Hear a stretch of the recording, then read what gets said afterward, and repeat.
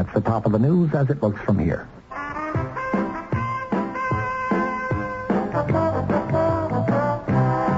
New York in the 1890s. Mr. Louis Sherry's New York, a city of elegance. If J.P. Morgan wanted to dine in the style to which he was accustomed, he'd go to Mr. Louis Sherry's celebrated restaurant. Good evening, sir. The highlight of dinner at Sherry's was the ice cream dessert. Louis Sherry's ice cream still has that old-fashioned flavor, yet none of today's additives. It's made only from real cream, milk, pure cane sugar, egg yolks. Natural flavor, no artificial anything. You'll see that we haven't lost our taste for old-fashioned elegance. Mr. Louis Sherry's ice cream. The natural flavor of the 1890s in the 1970s.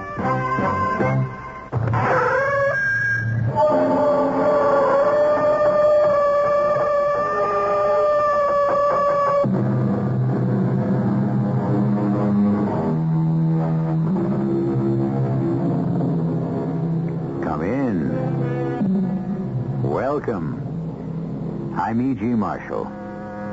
What follows is a success story about the attainment of fame, money, and the love of women. About running faster, reaching out further, and grasping more. The running and the reaching and the grasping are supposed to bring success. But now and then, perhaps more often than we know, they can also bring horror. So perhaps this is not a success story at all. Perhaps it is a tale of horror. Our mystery drama, The Image, was written especially for the Mystery Theater by Elspeth Eric and stars Norman Rose and William Redfield. It is sponsored in part by Buick Motor Division and Listerine Lozenges. I'll be back shortly with Act One.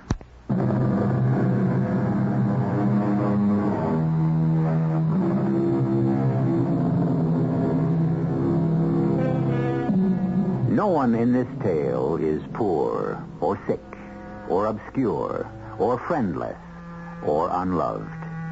Our central character, Evan Elliott, is rich. He is famous. He is in perfect health.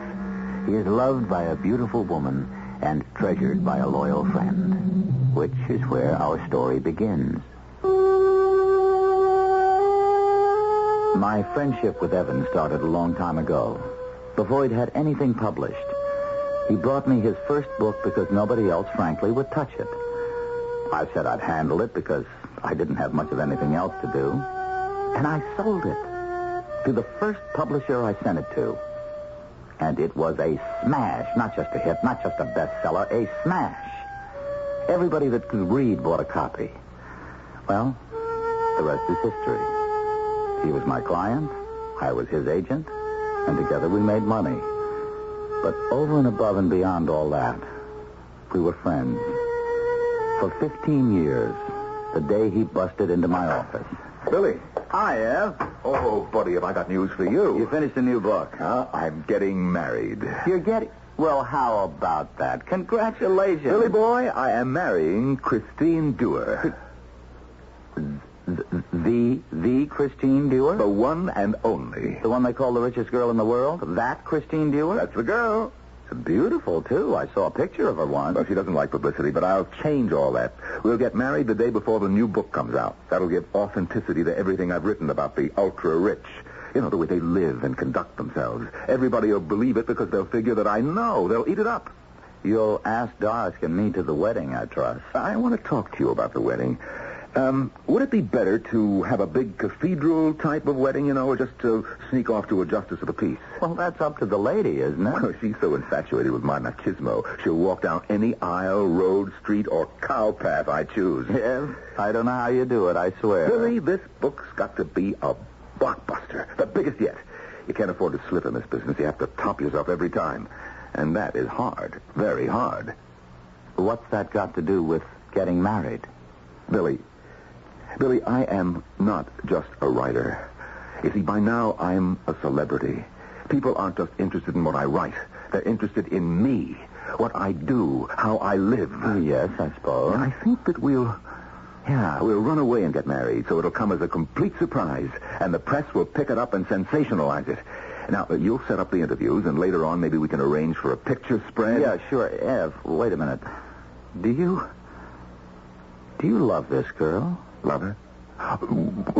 Certainly I love her. What a crazy question. It all went off just the way he planned it. The book hit the stores, and next day, Evan and Christine were married in a broken-down office across the river with Doris and me for witnesses. I leaked it to the media, so they turned out in full force. Evan wore the old familiar blue jeans. Christine wore blue jeans, too. But Doris said they were custom-made and cost a mint. Why do I feel like she's living underwater? Like she's got a mouth full of seaweed? As time passed, Christine began to look as though she'd been left underwater for a long time. I don't know, she got thinner and thinner and paler. The way she talked, or didn't talk, got stranger and stranger. Billy, I'm worried about that girl. Oh, come on. Chris is all right. I think we should keep an eye on her. She loves him. She worships him. That's a whole different thing. You put somebody on a pedestal the way she's put him, you're always looking up. Not at. Up. And to look up, you have to be down. Must be nice to be looked up to. Worshipped. I look at you, and I love you.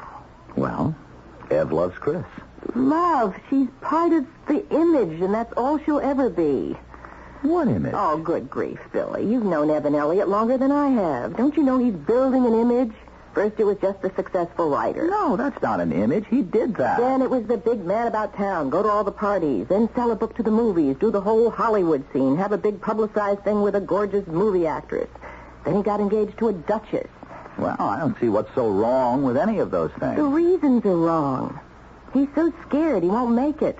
But, darling, he has made it. If anybody's made it, he has. Why don't you ask him? I will bet you he'll say no.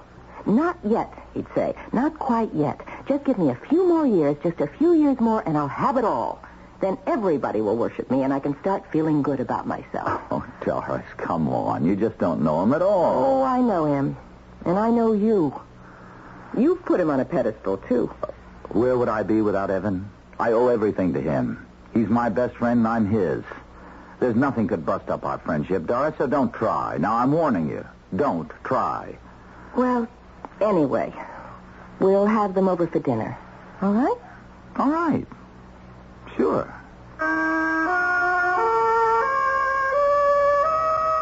It was never too comfortable having them for dinner, or going to their place either. I never knew just why.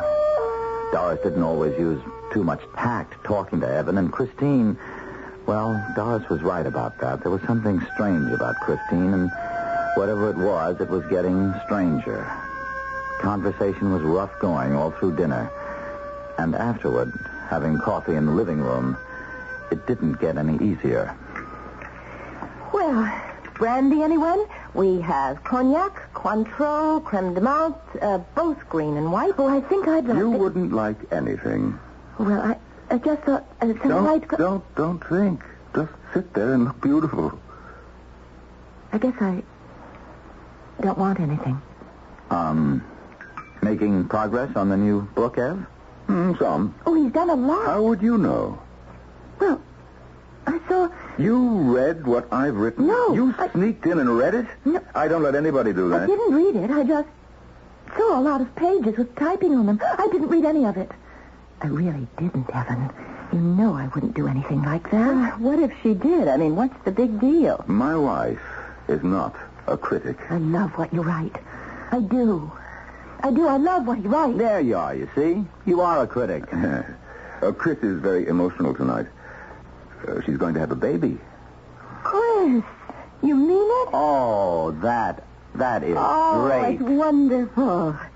Hey, aren't you happy about it? Oh, yes. Come on, we're going home. Oh, not yet. Right now. Chris, get your things. I will. Hey, wait a minute. You plan a bomb in our laps and then you run off. What for? I want to get her home. Chris, are you ready? Yes, I'm ready. I'll see you tomorrow, Billy. I'll drop round to the office. Yeah, good night, Chris. It's wonderful about the baby. Thank you both. Come on. Chris, I'll talk to you... Well, that was what you might call an abrupt departure. Yeah. I don't know. Ev was kind of rough on Christine tonight. Don't tell me the pedestal is beginning to rock. Don't tell me the image is getting tarnished. Now, Doris, don't be crude. Evan is my friend. As long as he stays on the pedestal, Billy. Once he comes down from there, watch out. Doris does get feelings about things. You know, the first 10 years we were married, I used to make fun of her and her feelings. The last few years I've stopped because most of her feelings turned out to be right. But I drew the line at what she said about Evan. I felt I was privileged to be Evan's friend. Being his friend was the most important thing in my life. I mean, next to Doris, of course. Well, anyway, next morning, Ev came to my office. Boy, you certainly took off in a hurry last night. Well, I had to get Christine home. When's the big event? Huh? Well, I mean, when is she going to have the baby? Oh, well, that's what I have to talk to you about. Now, look, Billy, I want you to arrange it for me. What? Arrange what? What do you mean arrange?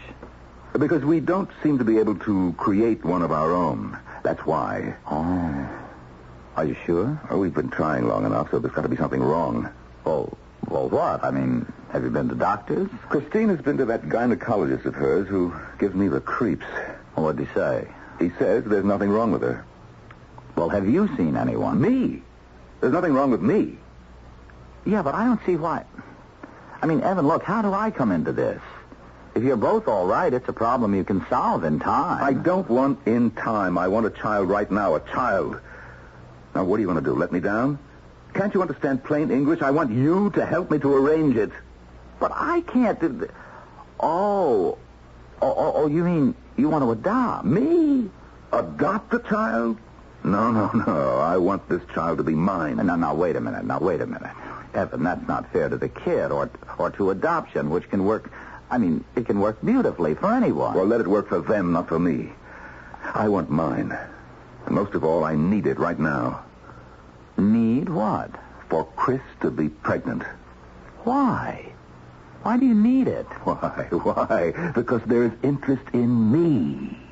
Billy, in me and everything that I do. Don't you know that? Good Lord, after all those years with me, don't you have the slightest idea what it means to be a celebrity, to have celebrity status? Well, I'm sorry. I never thought about it. Well, think about it. I am the country's foremost writer. But that is not all that I am. I am a public figure. Millions of people are fascinated by me and everything that happens to me. And right now, what I need is to be a father. Yes, it'll be a whole new thing. You mean like a kind of image? Yes, if you want to call it that. Well? I don't know, Evan. You got me going. I don't quite see what if I part have to spell it out for you... Doesn't Doris have a doctor? Yes. Well, then, maybe you or she could introduce Christine to him and have them work it out. Fine. Work out what? The timing, the making it happen. Look, this is the space age. If it can't be natural, there's an artificial way of having a child. But still a child of my own. He's got to be mine. Have you discussed this with Christine? Is it what she wants? She'll want it. You leave that up to me.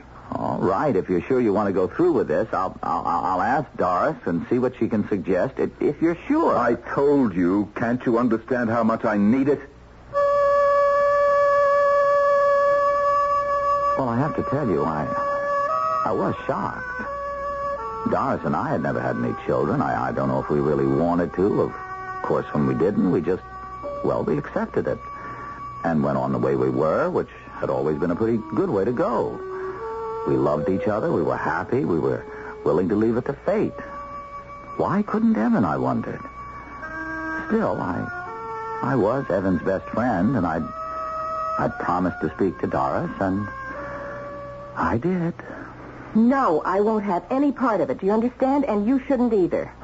Doris, darling, I'm his friend. I'm his best friend. You are not his friend. You're his satellite. He's the sun and you revolve around him. You live in his light and you walk in his shadow. You're just like Christine. That's not friendship and that's not love. You're followers, the both of you. He's the prince and you're his humble attendant. That's not fair, Doris. It's fair and it's accurate. Look, just leave me out of it completely. I am not going to help him do his dirty work. I'm not going to promote this image of himself he's building. Let him work on it by himself and leave me out of it.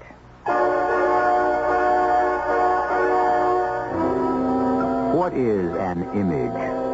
Offhand, we should describe it as the appearance we would like to present to others, the way we would like to be perceived, having little or nothing to do with what we are. The dictionary puts it more concisely when it says, image is an imitation of a person. I'll be back shortly with Act 2.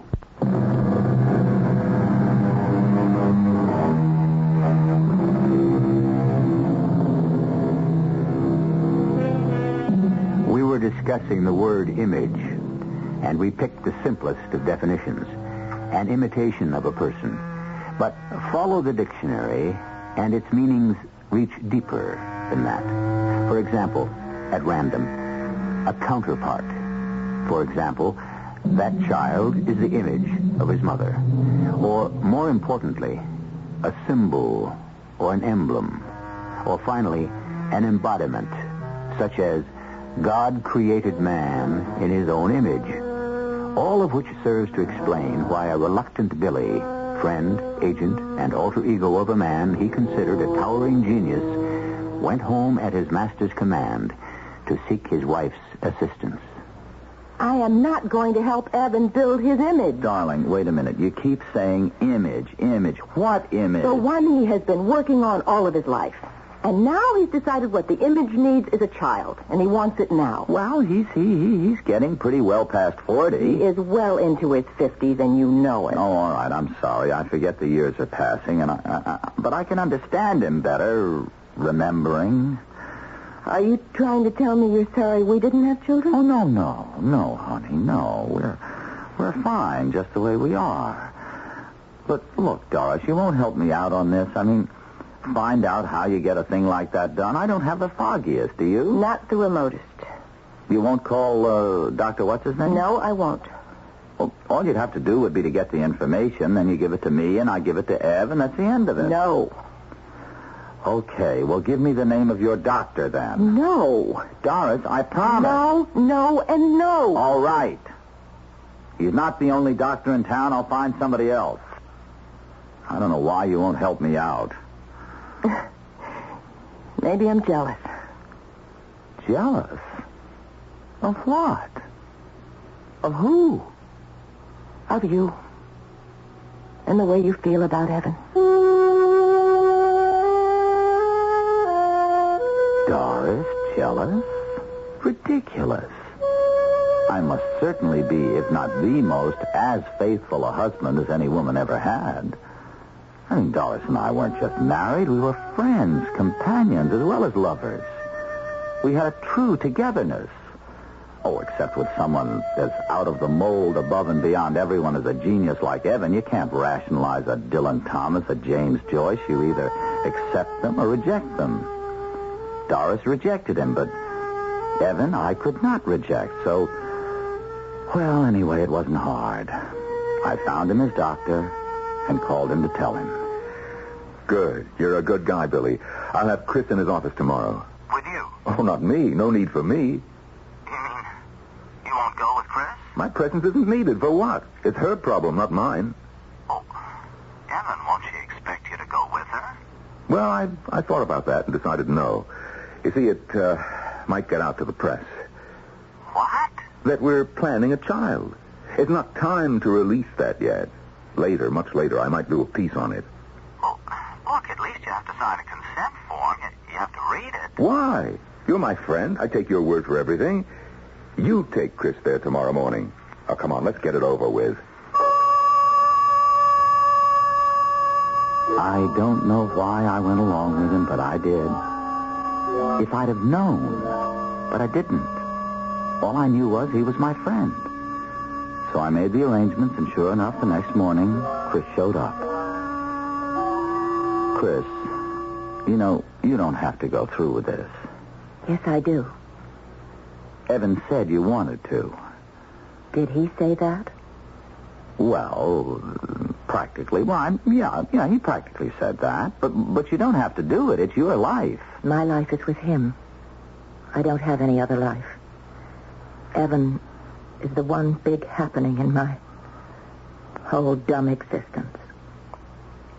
You're very loyal, aren't you? Well, of course I am. And besides, I'd like to have a baby. It would be the second big happening in my life. Oh, Chris, I just wish you looked, well, happier. Maybe later I'll get happy. Let's go, shall we? If you say so. I say so.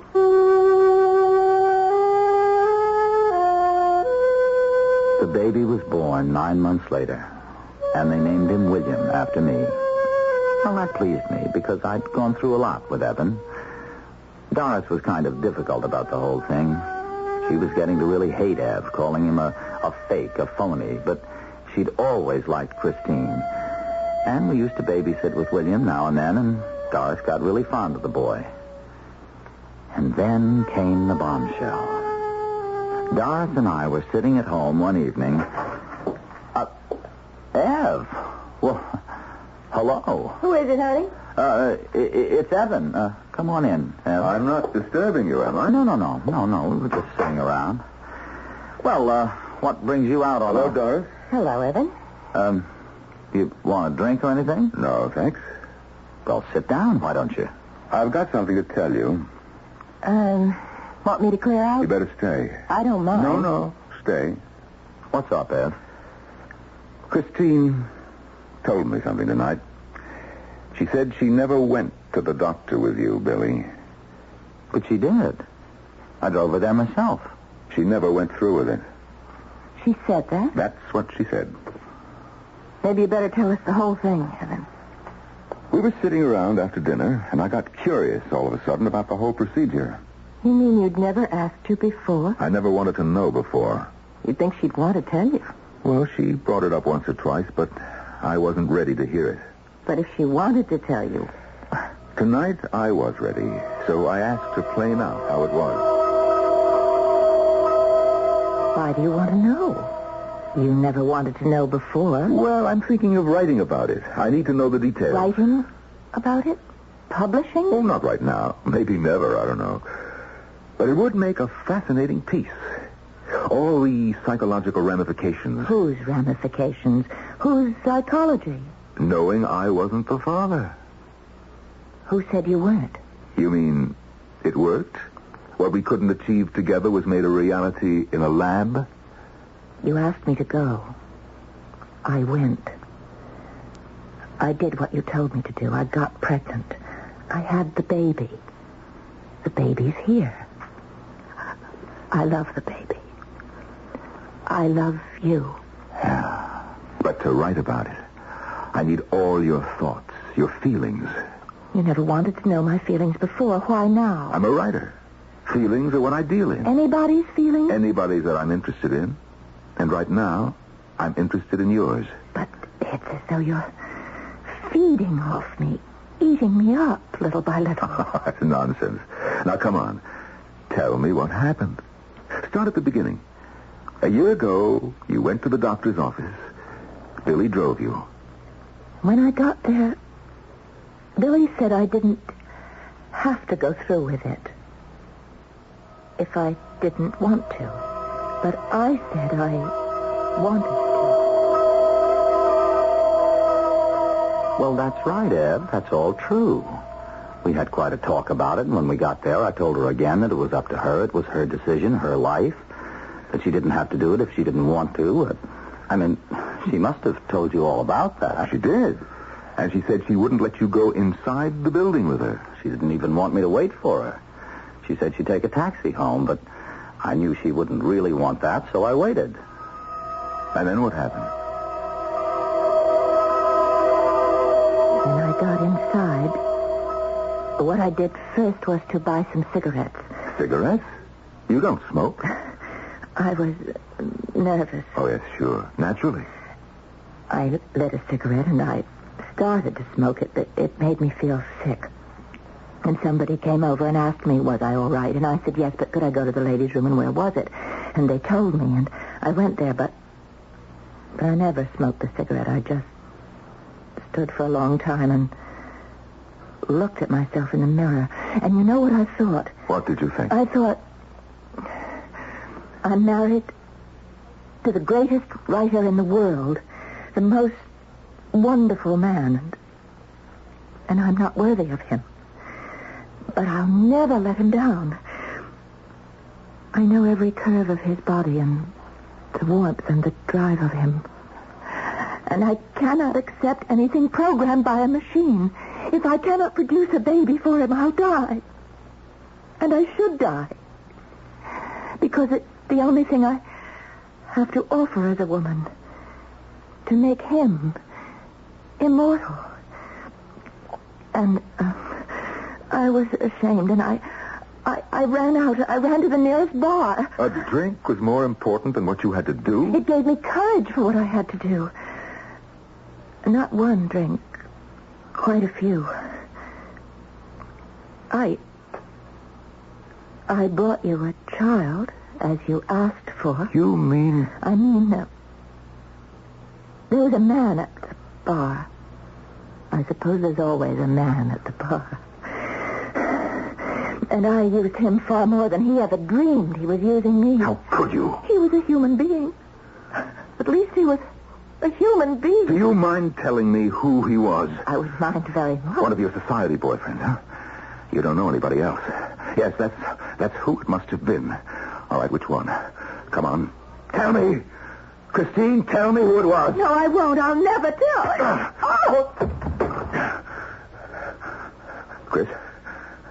Christine. Billy, I hit her. Not very hard, really. More of a slap, but she fell down. She hit her head against something. Billy, she's dead.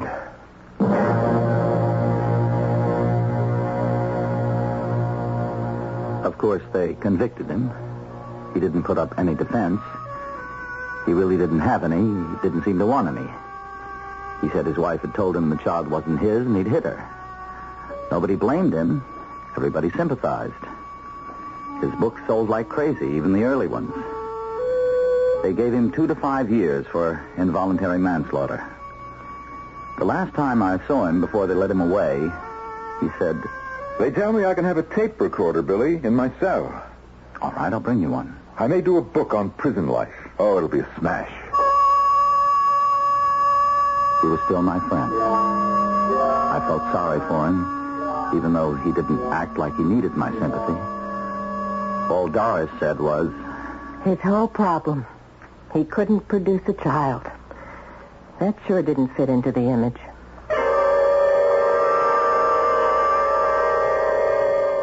Yes, a tale of horror.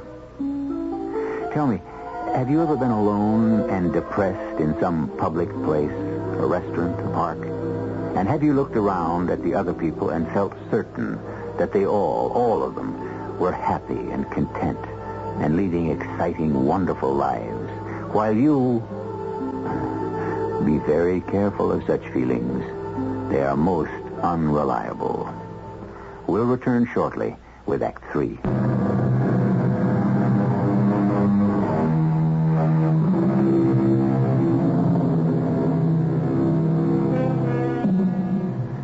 Evan Elliott has gone to jail for 2 to 5 years.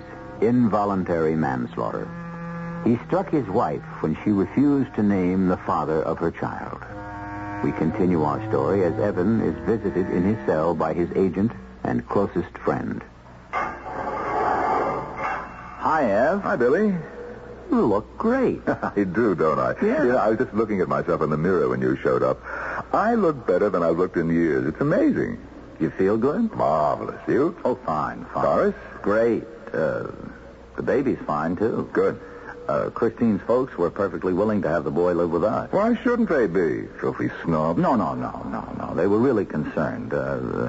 About the baby, I mean. Snobs just the same. I know him. You don't. Oh. Have you tried out the tape recorder? No, not yet. Let me know if it works okay. If not, I'll get you another one. Well, I haven't had anything to write about. I thought you were going to do a book on prison life. Well, you see, this is a minimum security prison. Nobody wants to read about model prisoners and all that. They want vicious convicts, rotten food, foul language. Here you mind your manners, and they mind theirs, and everybody gets along. Might be interesting at that. I doubt it. Ev, can I ask you something? Sure, ask away. Doris was wondering, and not that it's any of her business or mine either. Wondering what? Well, at your trial, you left out the part about the possibility that the child could have been produced medically by artificial means. Huh? Did I? Well, what difference? Well, without that, it looked as though Christine was a girl who played around. Huh. You know, I never thought of that. And we all know she wasn't.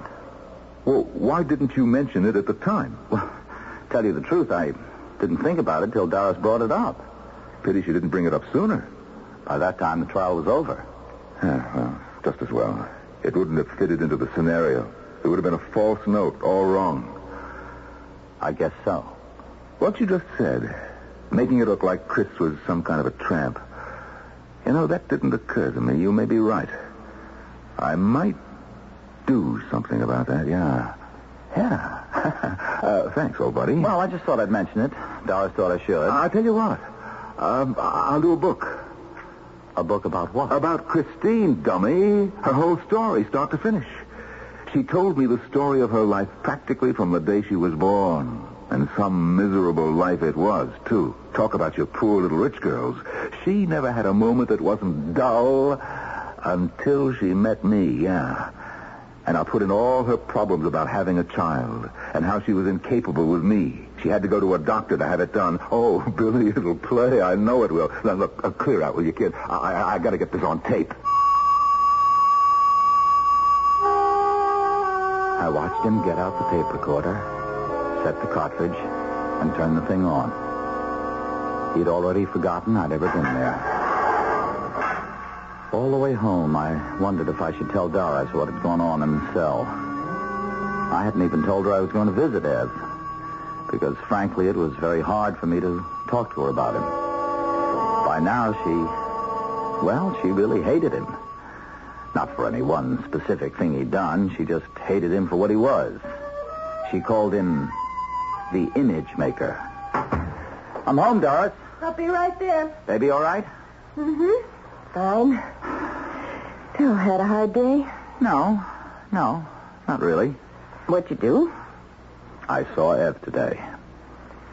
How is he? Well, Doris, you wouldn't believe it, but he looks great. When I walked in, he was looking at himself in the mirror, and he said so himself. He never looked better. Not bragging or anything. He really did. He just looked great.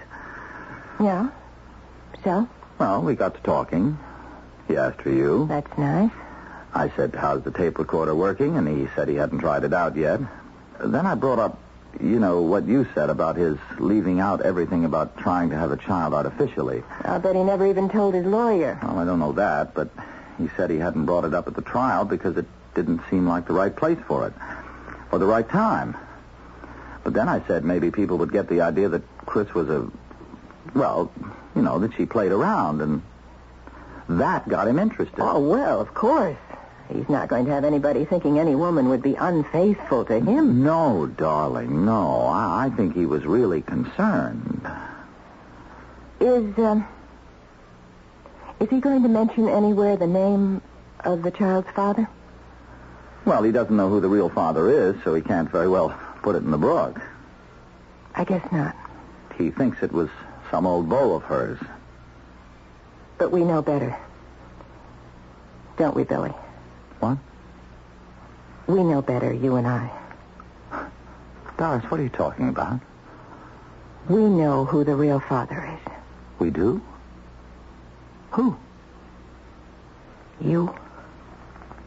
What makes you say a thing like that? Oh, we've been married almost 20 years. Doris, please, I never. Do you want me to tell you what happened? If you think you know. When Christine came out of that building, She got into your car, didn't she? And she was crying, right? Go on. She cried all the way home. And you tried to tell her Evan would understand she couldn't go through with it.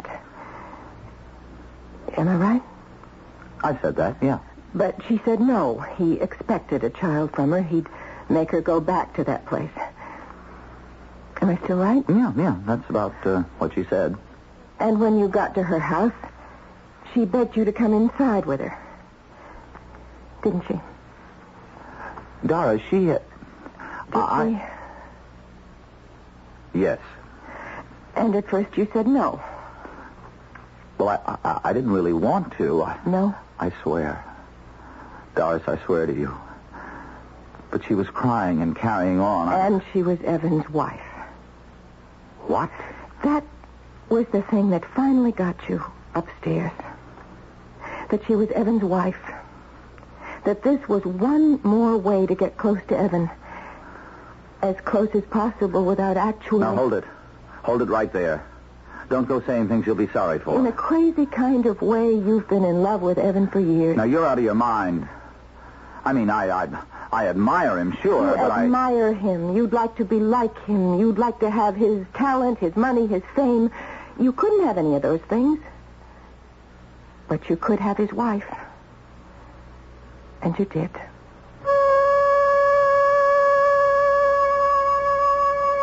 For 2 weeks, I hated Doris. I didn't talk to her. And then one day... Doris, Yes, Billy? you know, with Christine that one time, that was the only time since we got married. I know that. I don't think I could go on living without you. I don't think you'll have to. Next day, I went to see Evan in his cell. I didn't know what I was going to say to him or how I was going to say it. Hello, Ev. Oh. Hi there, Billy. I was just looking to see if I need a shave. Looks like I do. I've been working so hard, I forgot to take time out. Working on the book about Christine? Yeah. Oh, it's a winner, I know it. Look, I want to play you the opening. Wait till I rewind this thing. Evan, I've got something to tell you. Yeah? I'm the father of Christine's child. You? I waited and drove her away from the doctors. She was upset, shaky, shattered, really, because she felt she'd failed you. She wanted a drink. I wasn't averse myself. We went to a bar. We had our drinks. Too many. We commiserated with each other in a way you could never understand, and then I drove her home. And that's all? No. There was a moment of... Now, look, laugh if you want. There was a moment of truth when we got there.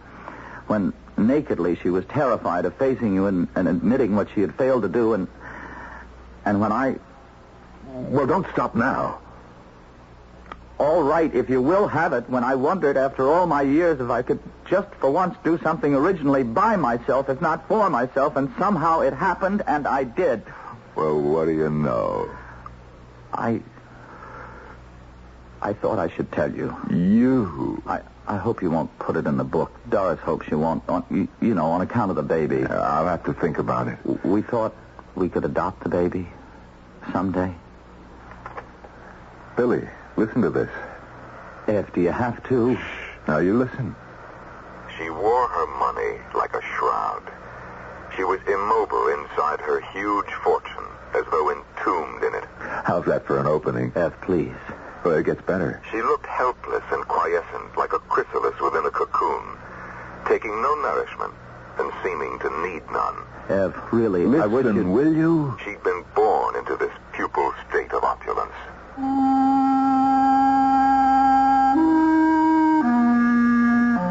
A man absolutely absorbed in his own words. He didn't seem like a man at all, more like a freak. A monster building an image of himself to put on display. I couldn't believe in him at all. And I knew I couldn't be his friend anymore. I wasn't sure I ever had been. Inside the thick membrane of her enormous wealth, she had never stirred or made the least movement to free herself. I don't think he noticed when I The left. fateful day, The tape droned on as I walked, her slumberous and the existence sound of his voice beckoned the gold was the last thing I heard.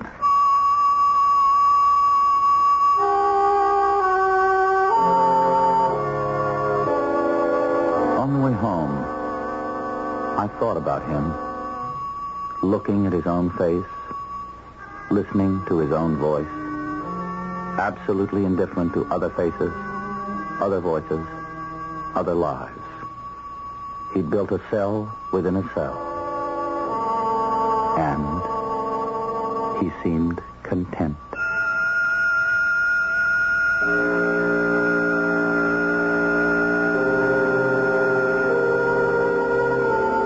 Yes, a tale of horror. For who is more horrible than the man who has no thought or feeling for anyone but himself? Who lives in a world of his own devising, where he manipulates people and events solely to aggrandize himself. And what is more horrible than his fate? To live quite apart from his fellow men, doomed forever to study his own face, listen to his own voice, feel no pulse but his own. That is to have no life at all. I'll be back shortly.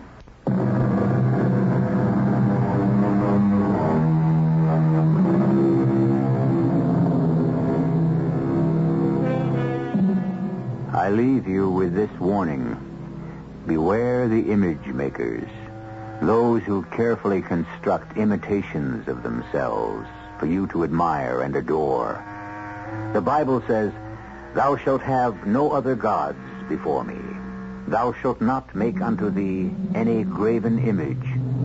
Yes, and most particularly, when the image you make is the image of yourself.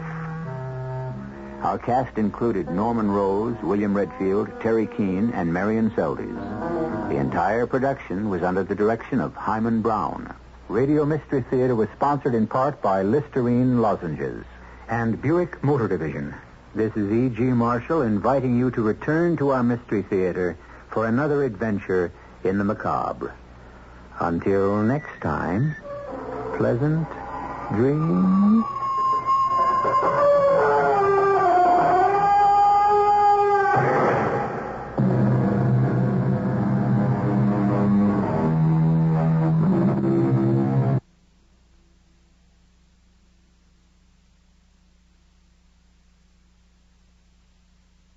Whatever business you're in, growth isn't just about getting bigger. At ADP, we believe it's about getting stronger by turning data into insights so you can build teams that work as teams. By using our AI technology to help catch payroll errors before they're errors. And by keeping ahead of thousands of changing regulations so you can keep ahead of everything else. ADP helps businesses like yours grow stronger every day. ADP, HR, talent, time, and payroll.